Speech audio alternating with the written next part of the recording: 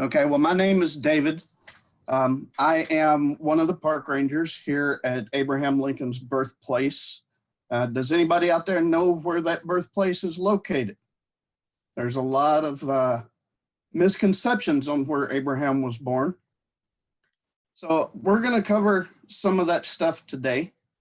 I'm going to give you a brief orientation to our park because we're a little bit different than other parks. We are a national historical park.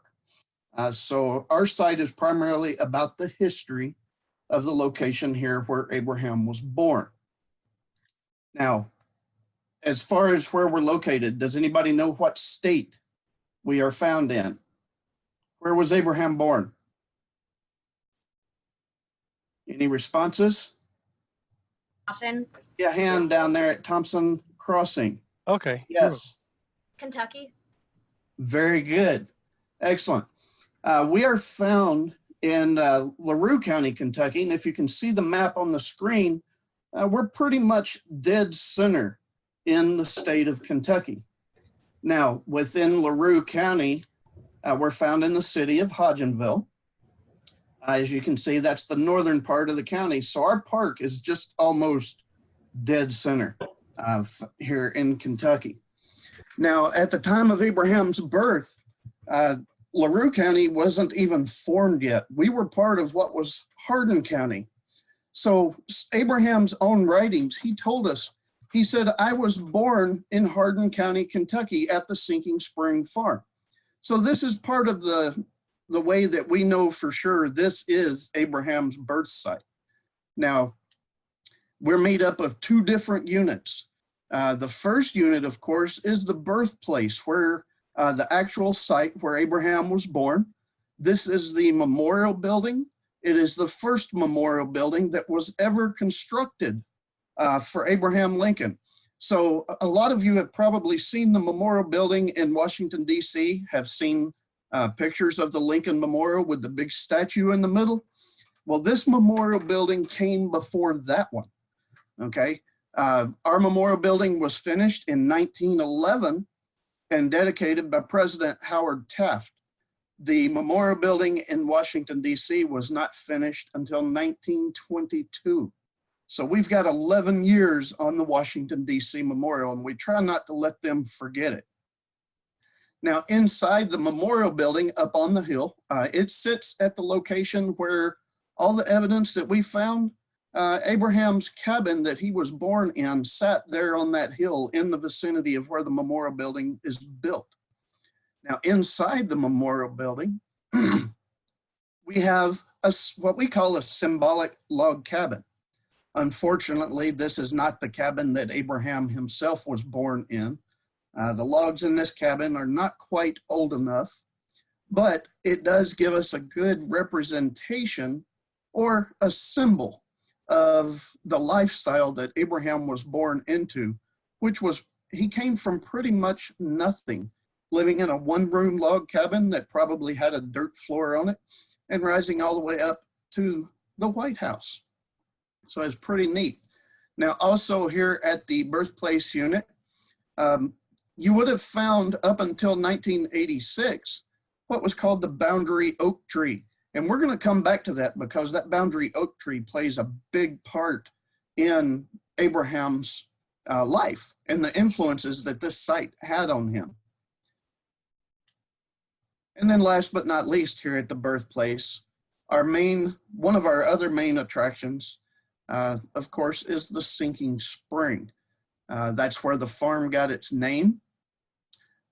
Quite possibly where a very young Abraham got his very first drink of water. And the water still flows through that spring out of that cave system down there, just like it did over 200 years ago. You could go down there today and fill up a bucket of water and take it and give your animals some water out of the same spring that Abraham did this at. Now, our visitor center here at the park, you can find gifts. We show videos in there. We have other stuff here and a lot of museum pieces, some that we have just recently been able to get out on displays, new things that have been discovered and donated here to the park. So there's a lot of stuff here at this site. Now, the second location that we have is the Knob Creek Boyhood home.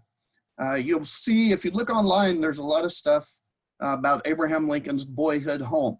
And this is quite commonly the Indiana site. But this is his Kentucky boyhood home. Now, Abraham spent about 2.5 years at the Birthplace. This is where he was born. And then they moved out to the Knob Creek site. And we're going to get more in depth into that as well. Out at the Knob Creek site, we have a cabin that sits out there. Now, that cabin was built out of logs that were donated by descendants of Abraham's boyhood friend that he had when they lived on that farm. That young boy's name was Austin Gallagher. And there's some stories that Abraham told and Austin told later in life about saving Abraham out of the creek. Now, the farm, of course, the land right there that you see looking down the valley, this is back in behind the cabin. The Lincolns rented about 30 acres of land at this site. And that was where Abraham's earliest childhood memories started taking place, was farming this land here with his father. And then, of course, it wouldn't be the Knob Creek home without the Knob Creek. Now, it looks like a very small creek, and you might wonder, well, Abraham almost drowned in that creek. It doesn't look big enough to almost drown in. But you got to remember when Abraham lived there, they moved out to the Knob Creek farm in 1811, and they lived out there until about 1816 before going on to Indiana at that point. So Abraham might have spent some hot summer afternoons with his sister Sarah out here wading in the creek or just sitting down there enjoying the cool coming off of the water. Now, does anybody know how long Abraham lived here in Kentucky?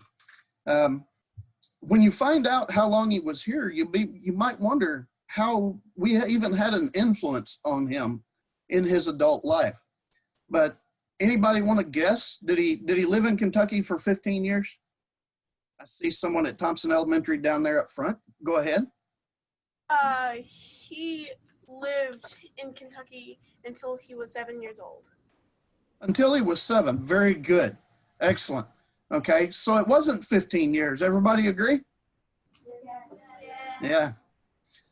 It wasn't 5 years, and that young man was right. He lived here in Kentucky for less than 8 years. They moved to Indiana just prior to Abraham's 8th birthday.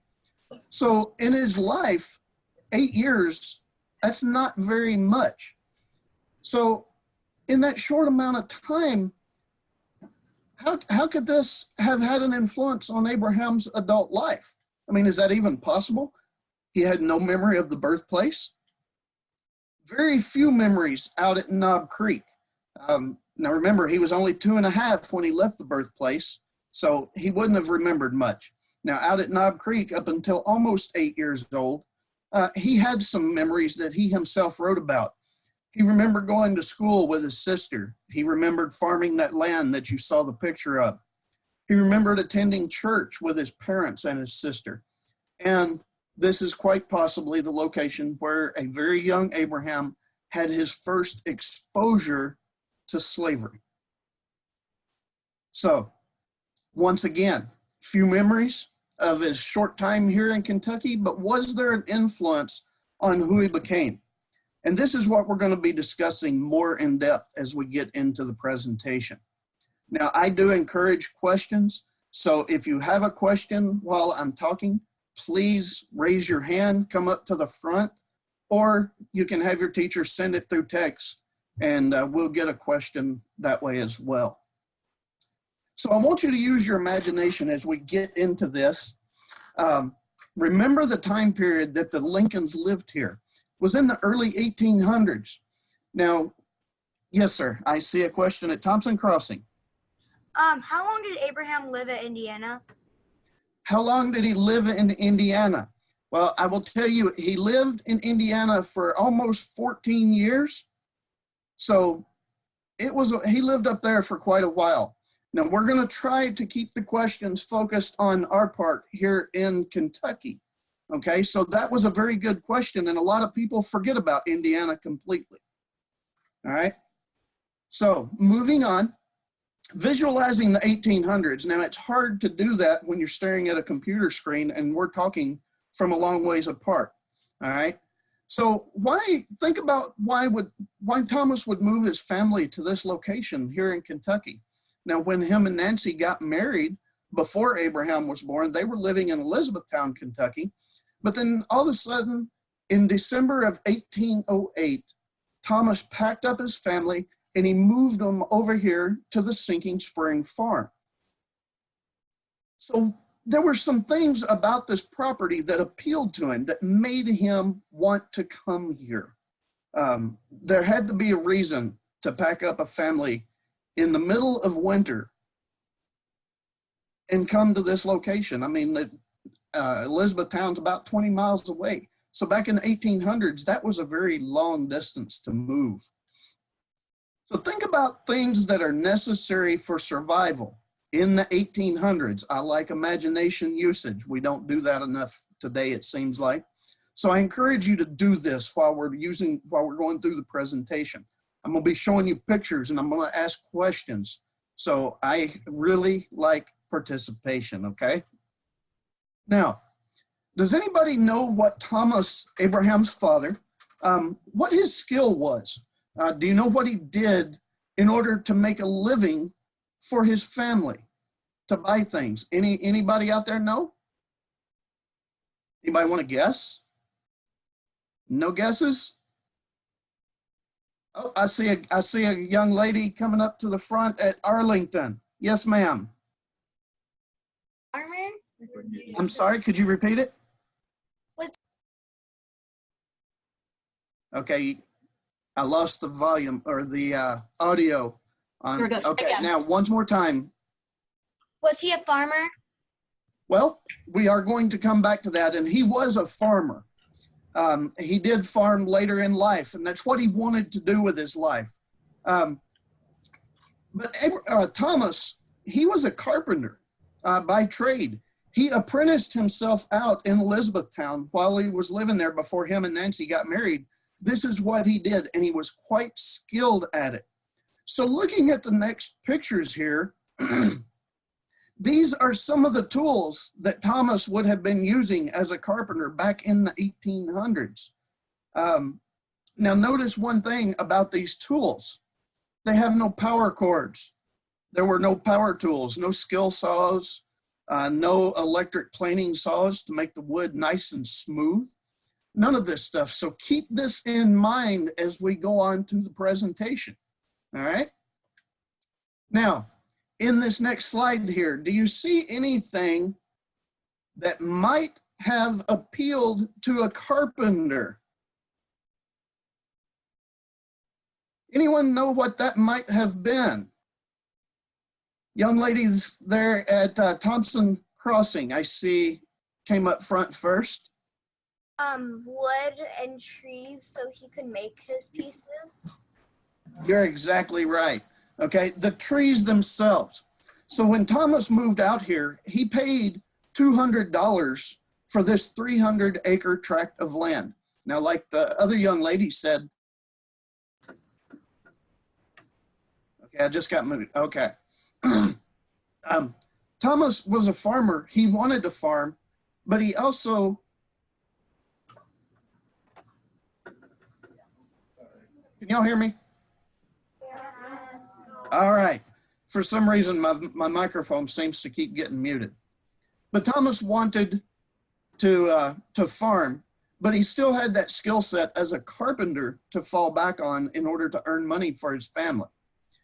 So out here in Kentucky, we have a lot of different species of trees that had many different uses because of the texture and the strength of the wood. And this would have held great appeal to Thomas. Just a few of the species that we have is the black walnut, which is a really pretty wood to make furniture and tables and chairs, gun stocks, okay? Then you also we had a hackberry tree, what's called a hackberry, very pretty furniture and a very hard wood that was good for tool handles. We have sugar maple. Of course, you get maple syrup from those, right? Pretty wood to make stuff out of. And then we have the Kentucky straight tree, which was the yellow poplar or the tulip poplar. We have the American beech. And of course, sassafras. Anybody know what sassafras might have been used to make? I see a hand. Thompson? Sassafras was made to use sassafras soda, which we usually don't use sassafras for because.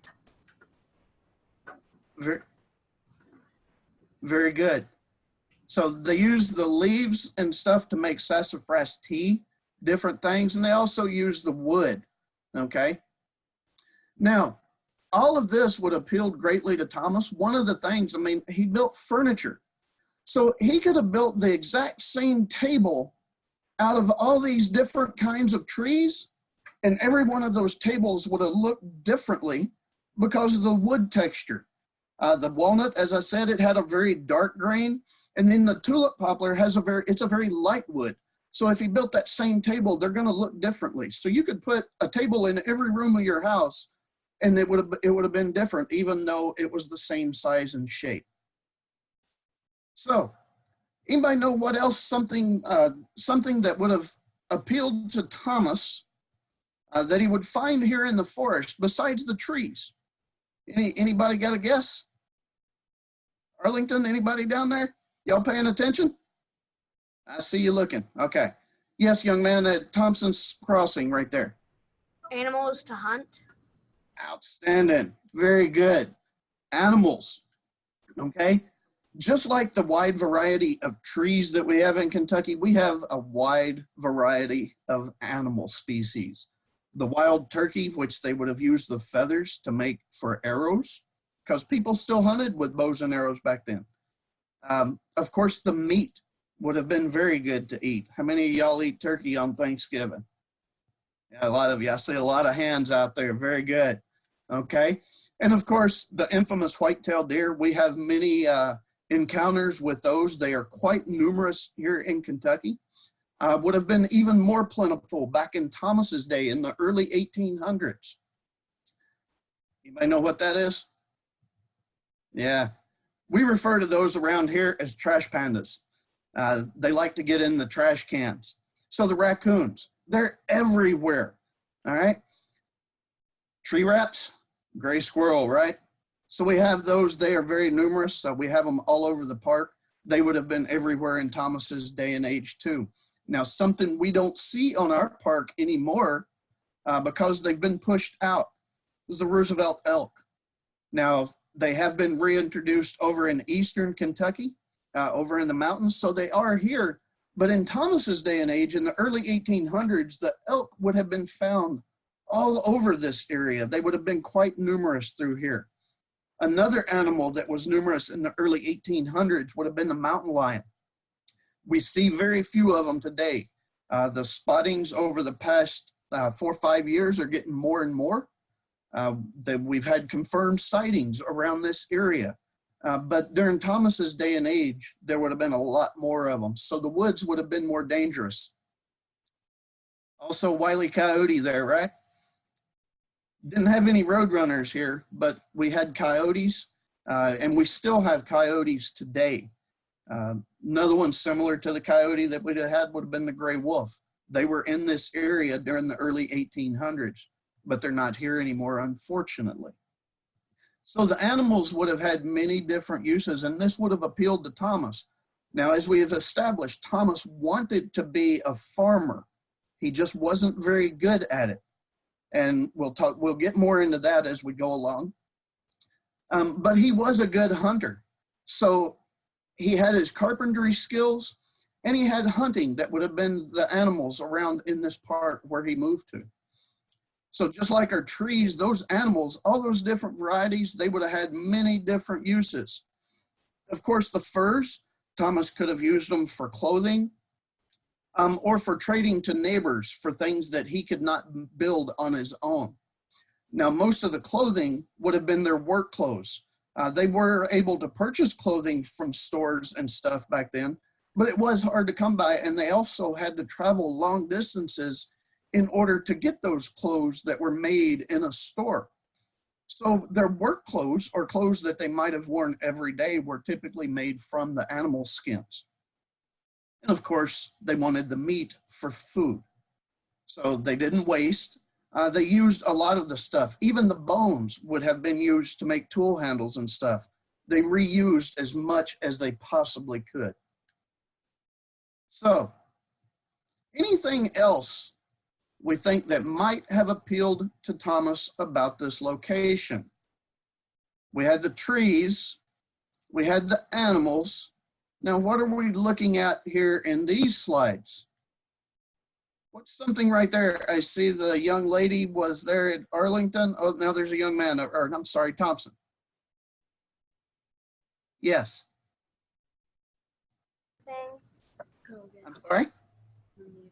Land for building things. Exactly. Exactly. Remember we said Thomas wanted to be a farmer? He bought 300 acres of land here for a reason. He wanted to use that land to farm. That is what he wanted to do. And I said he wasn't very good at it. We're going to come back to that as well. We're going to get more into that. Because the land here in Kentucky, it was not good land. Right here in this area around the sinking spring, it was very uneven land, very rocky ground. So it was very hard to farm. Typical crops that Thomas might have grown in his day, one that we know of is the corn. They did not grow this corn for human food. The corn that they grew was primarily used to feed their livestock. Pumpkins, squash, other types of plants along that same family. Those would have been quite numerous because not only would the humans, would Thomas's family have eaten that, but they would have also fed pumpkins and squash to their animals. Yeah, cows love pumpkins. If you've never seen that, go somewhere and watch somebody feed a cow a pumpkin. It's fun to watch. Another crop down there in the bottom that Thomas might have grown would have been the wheat. Of course, wheat has many different uses, but primarily for flour. So this is something that they would have needed, and Thomas would have been working that ground very difficult to try to provide for his family. So at this point, we've talked about the trees, and what were some of the uses that those trees had? Anyone have a guess or remember from talking? I see a young lady at Arlington. Yes. Go ahead, Arlington. Wood. Wood? Tables. Exactly. Wood for tables, for building tools and other things. Very good. We had the animals, obviously, for their food, to provide food for the family, and also for their furs, to make clothing. And we had the land itself that Thomas wanted that in order to farm and provide for his family in a different way. Now, there's one other thing on Sinking Spring Farm that held a very great appeal. It's our key thing that visitors come to see today, and you have to have it. Remember, I told you to think about things that were necessary for survival. And you have to have this no matter where you live. So what would that be? I see a young lady at Thompson. Can I get Thompson? There you go. Okay, go ahead. Water. Water. Outstanding. Very good. In the sinking spring, Thomas found that constant, reliable source of water. Not only did they need the water for themselves, but they needed it for the family. They needed it for their livestock. They needed to possibly irrigate crops with as well, maybe to irrigate their garden. So now we were talking about these things that influenced Abraham, right? Now I told you he had no memory of the Sinking Spring Farm. He didn't remember living here at all. So the things that I've talked about, the trees, the animals, the land, and the water. How would these things have had an influence on Abraham's adult life if he had no memory of it? Anybody want to guess? Think about the time period. Remember, we're in the early 1800s. So think about doing this stuff. The time period. Farming in the 1800s.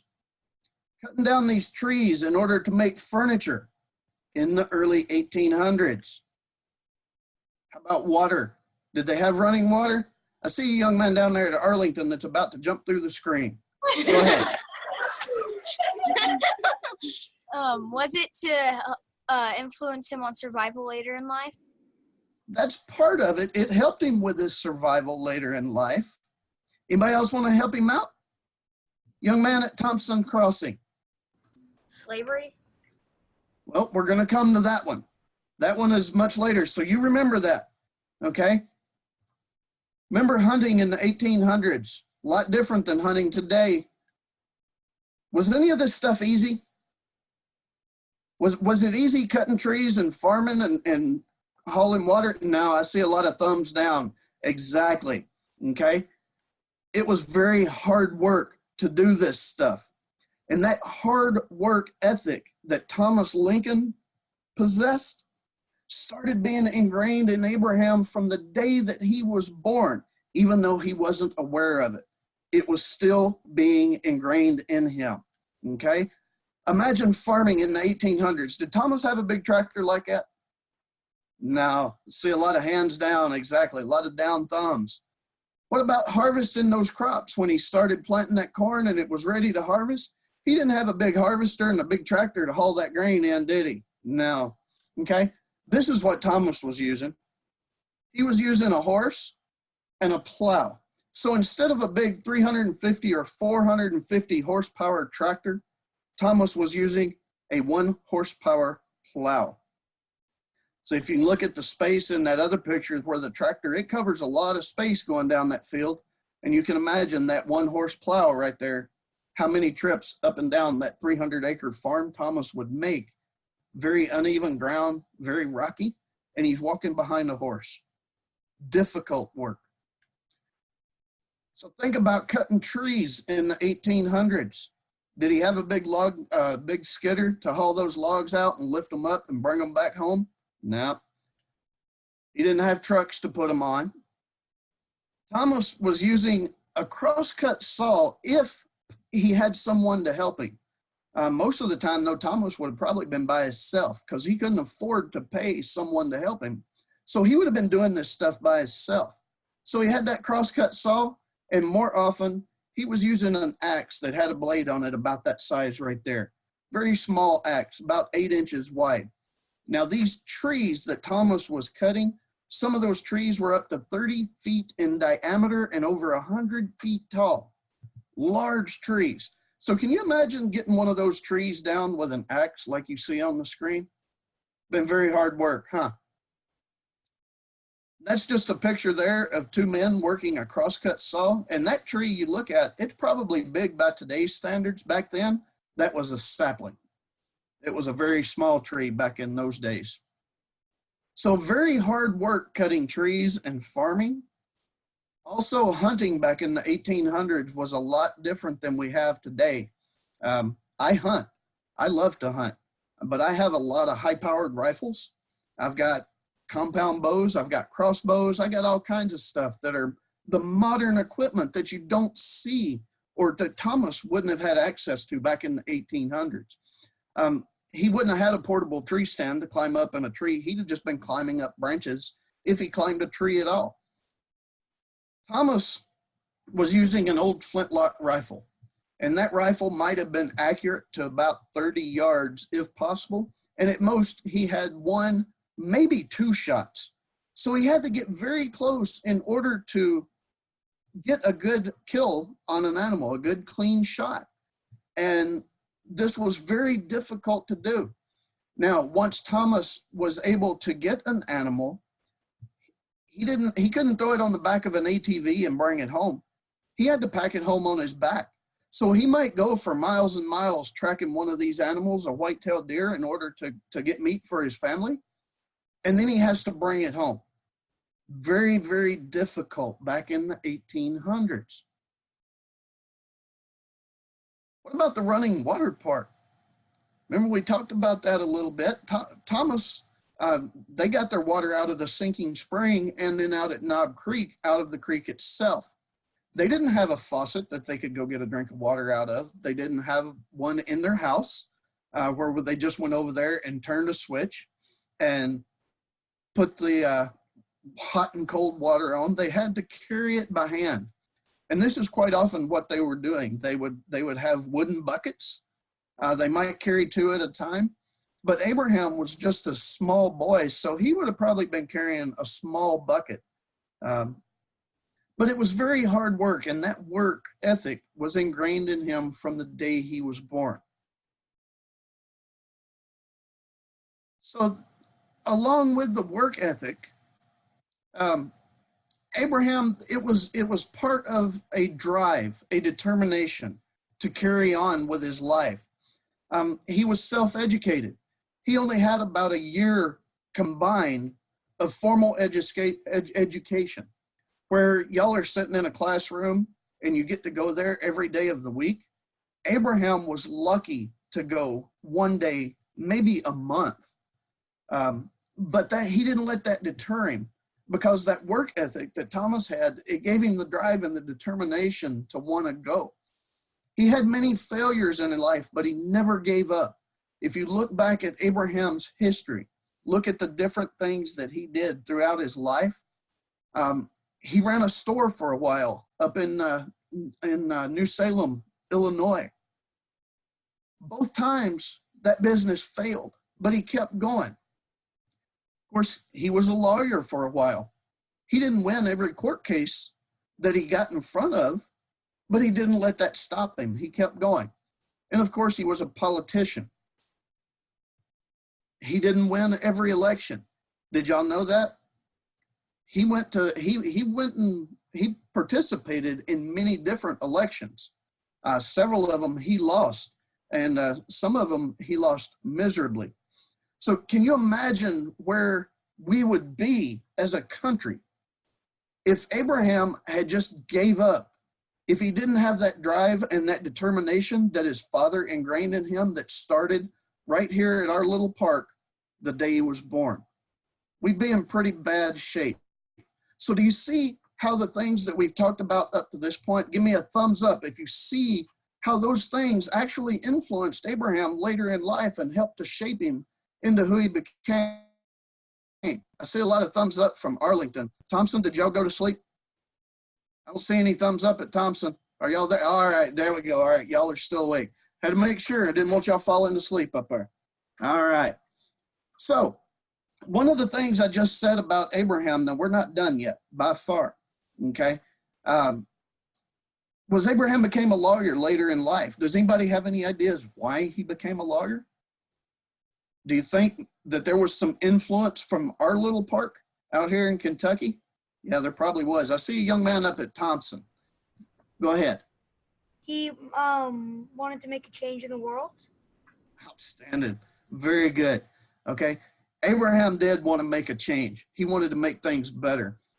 But looking at this, you see this picture here on this slide, that split rail fence there, okay? You see the boundary oak tree that was exactly what it says. It was the boundary marker for this farm.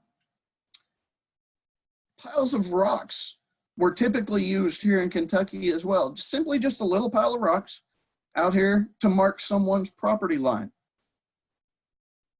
They also used waterways. And if you can see from this image, you can see how that particular river has changed courses many times over years that it's been flowing through there.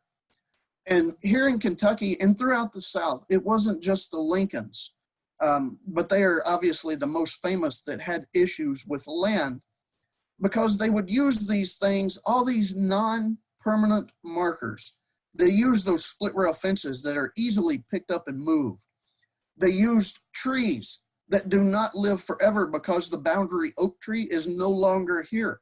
We have pieces of it, but down there where it stood, there's nothing any longer. Piles of rocks, you can just walk out there in the middle of the night, so you don't like your neighbor, and you've got a pile of rocks marking your property line. You can just go out there and move the property line over a few hundred feet to get that neighbor close, a little further away from you. And then the rivers, they change courses over time.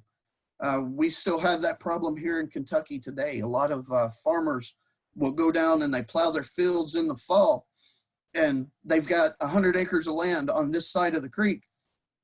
And then they go down in the spring getting ready to plant, and all of a sudden 10 or 15 acres are on the other side of the creek because it changed courses. Now, today we don't have as big a legal issue because people understand this and they simply just sell it to the neighbor on the other side of the creek. But back in the Lincoln's days, that land was necessary for survival. So they hated to lose it. They hated to give it up. So Abraham, he became a lawyer later in life, quite possibly influenced by these problems that his family faced while he was a young child, because the Lincolns moved twice. They moved from the Sinking Spring farm over boundary issues, ownership disputes. And then out at Knob Creek, before moving to Indiana, the owner of that land came under lawsuit from his neighbors because they thought he was renting out land that didn't belong to him. So his neighbors sued him, and the Lincolns were faced with another lengthy court battle over land disputes. And Thomas was pretty tired of that at this point. So at that point, that's when Thomas decided to move to Indiana. But Abraham became that lawyer, as the young man up in Thompson had said. He wanted to make a change. He wanted to make a difference, okay? But as a young boy, wasn't a whole lot he could do. But maybe he stood out there and told himself, someday I'll get in a position to where I can make a difference. And through that drive and that determination and that hard work ethic that was ingrained in him, he eventually taught himself enough and he became a lawyer. And a lot of Abraham's earlier court cases were based off of land disputes. He wanted to help the farmers that could not afford good counsel and good lawyers. He wanted to help them. He wanted to make that difference. So there was one more influence here in Kentucky. It started the day he was born, and it's probably his most notable contribution to our nation. We still feel the effects of it today. Anybody have any idea what this might be?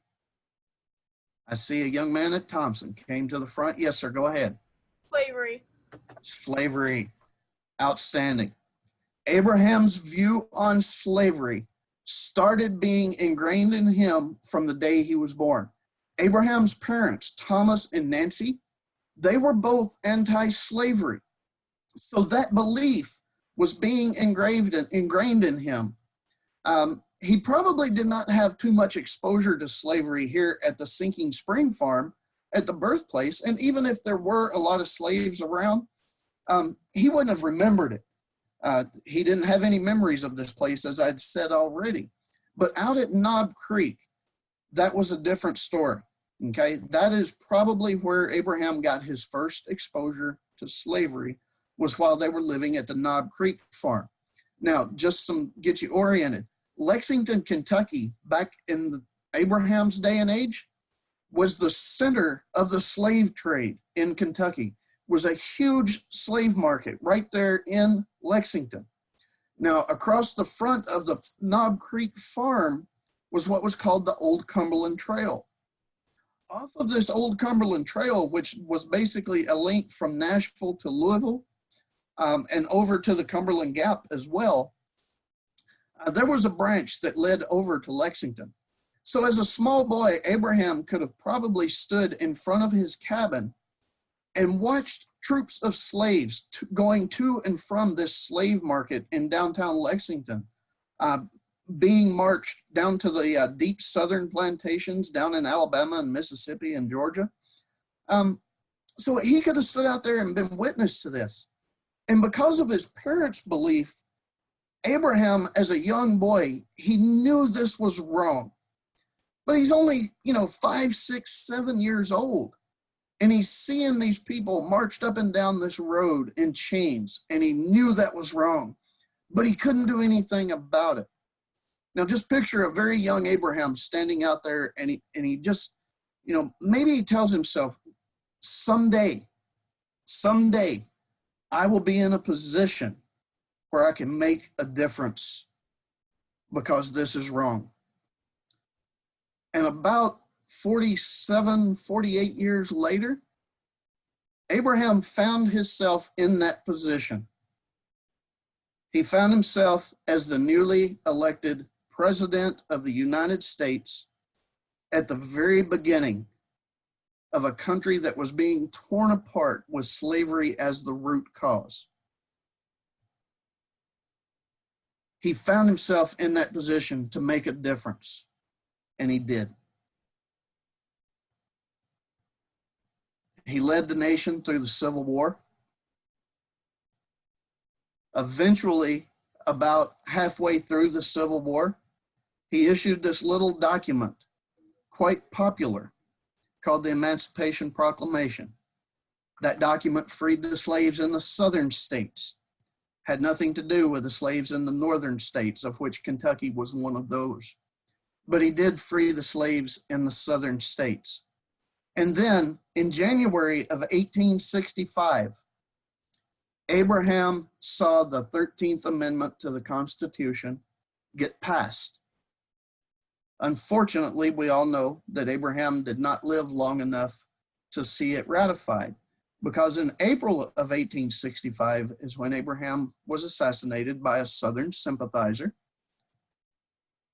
But in December of 1865, the 13th Amendment was passed.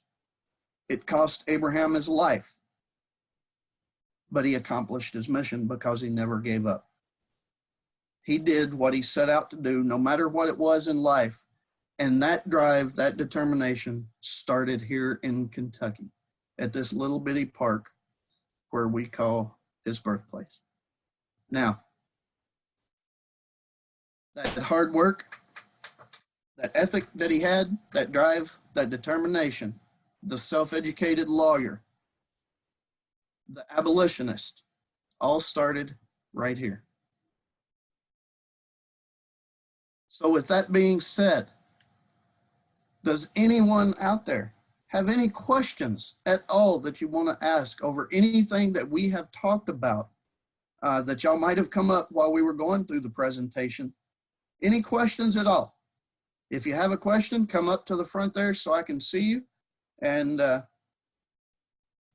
will try my best to answer you. I can't promise an answer, but I will try. Young man there at Thompson Crossing, go ahead. Does Abraham Lincoln have any descendants alive today? That is an excellent question. Abraham and Mary Todd, his wife, they had 4 sons.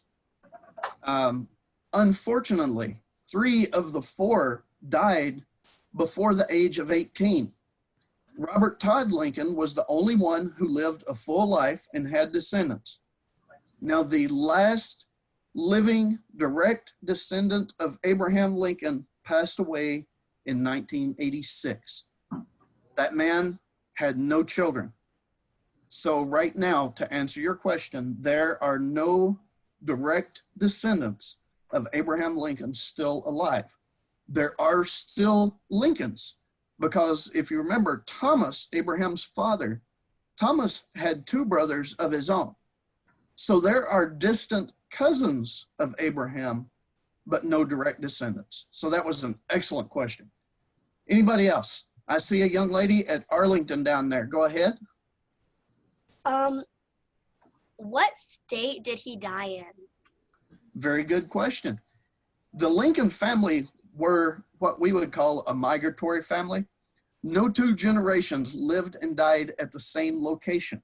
They were constantly on the move from the early 1600s until the last Lincoln passed away in 1986. Abraham himself being born here in Kentucky. Now, he was killed in Washington, D.C. at Ford's Theaters, where he was shot.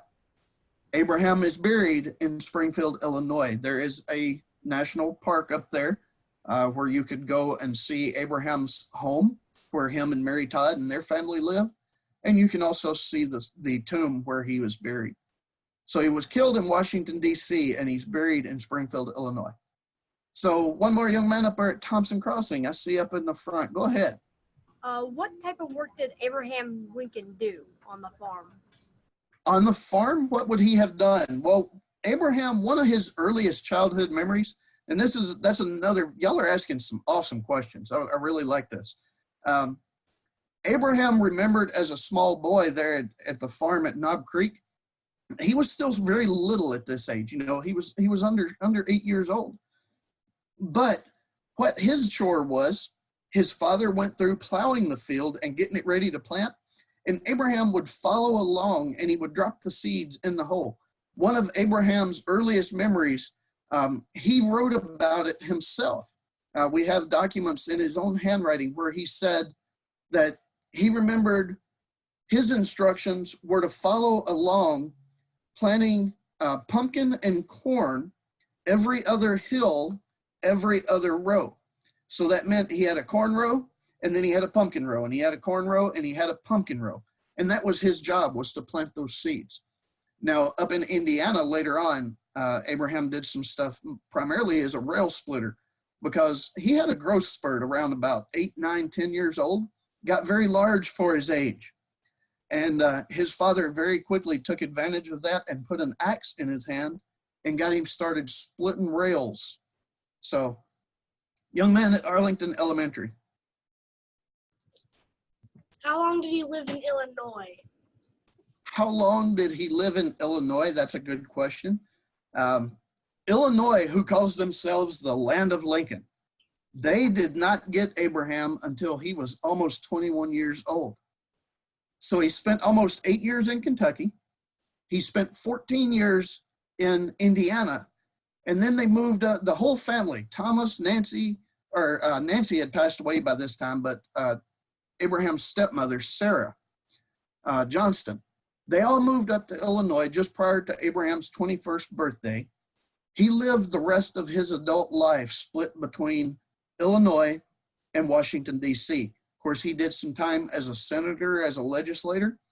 So he was back and forth between Illinois and Washington, D.C. quite a bit, even before he became president.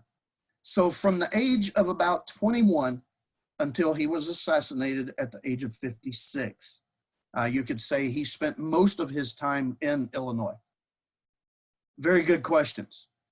Awesome job. I see one more. I don't know how much time I have for sure here. You could probably do one more question. One more question, exactly, okay. The young lady in the purple shirt there at Thompson Crossing, I will take your question. Go ahead. What do you make as a carpenter? I'm sorry? What do you make as a carpenter? What do I make as a park ranger? No, what did Abraham make as a carpenter? I can't hear you fully. What did Abraham make as a carpenter? Oh, what did Abraham make as a carpenter? Okay. I'm sorry. The flow of the electronic voices was a little difficult for me to understand. What did Abraham make as a carpenter? Well, we don't really know a whole lot about that. Abraham was still very small. He probably helped his father. Remember I said that he was splitting rails? Those pieces of wood that Abraham was splitting off could have been used by Thomas in the making of furniture. So we don't really know how much in depth Abraham got into the furniture making process or the carpentry process. Now we do know that when the family picked up and moved to Illinois, like I said, Abraham was almost 21 years old. So he agreed when they moved up there to stay with Thomas and Nancy Thomas and Sarah long enough to get a cabin built. So he went up there, he helped his father build their new cabin in Illinois, and then Abraham moved out on his own. So again, we don't know a whole lot, but he was splitting the rails. What those rails were used for, we're not sure. But we do know that he helped his father build cabins. So he did that as a carpenter. So on the slide here, I'm going to tell the teachers, students, if you have more questions, please write them down, give them to your teacher, and email us at that address that you see on the screen right now. That is our email address. You can address it to myself, David, or Miss Jennifer Jones. She works with me as far as the education and outreach stuff. And then that is also our direct line phone number. If the teachers wanted to call us for something, just call that number and ask for either myself or Miss Jennifer, and we will do our best to answer questions that you might have in the future, and we will get back with you. So thank you all for joining us today. I really appreciate it. Y'all had some excellent questions. I hope you got something out of the presentation, and hopefully I'll see some of you here at the park someday.